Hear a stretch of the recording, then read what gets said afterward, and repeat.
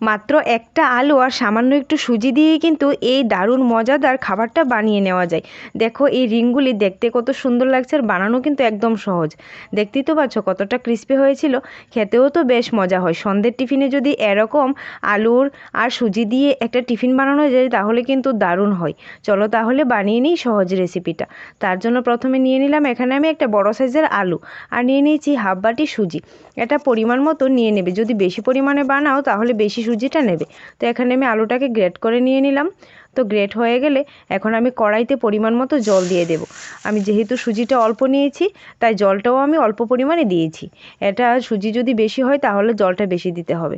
তো এখানে আমি দিয়ে দিলাম আলুগুলি একটু ফুটতে থাকবে, আর এখানে আমি ঘরে থাকা কিছু শুকনো মশলা অ্যাড করে দিয়েছি, আর সামান্য একটু নুন দিয়ে দিলাম।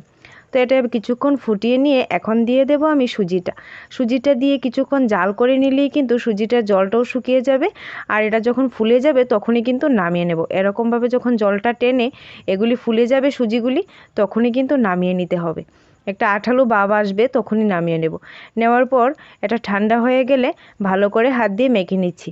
তাতে দিয়ে দিলাম সামান্য পেঁয়াজ কুচি আর একটু ধনেপাতা কুচি। তো সবগুলি আবারও ভালো করে মিশিয়ে নিচ্ছি।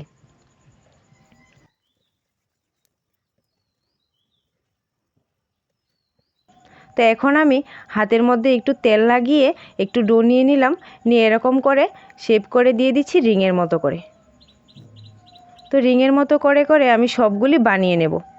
আর এটা বানানো কিন্তু খুবই সহজ, হাতের মধ্যে একটু তেলটা ভালো করে লাগালেই হয়ে যায়।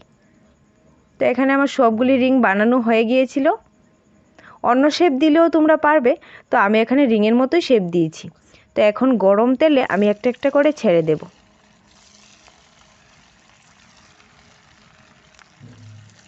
তো এরকম করে আমি ভাজতে থাকবো, আর এটা কিন্তু ডিপ ফ্রাই করে নামাবো। তখন কিন্তু চুলার আঁচটা মিডিয়ামে রাখতে হবে, না হলে তো পুড়ে যাবে।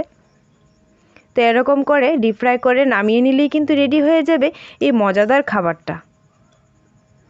আর অল্প সময়ের মধ্যেই কিন্তু বানিয়ে নেওয়া যায়। উপকরণও তো এরকম বেশি লাগে না, খুব সামান্য উপকরণ দিয়ে কিন্তু বানিয়ে নেওয়া যায়। দেখো কতটা সুন্দর হয়েছিল, খেতেও কিন্তু বেশ মজা হয়। নিশ্চয়ই একবার ঘরে বানিয়ে দেখবেন, এটা খেতে কতটা ভালো লাগে খেলেই একবার বুঝতে পারবে।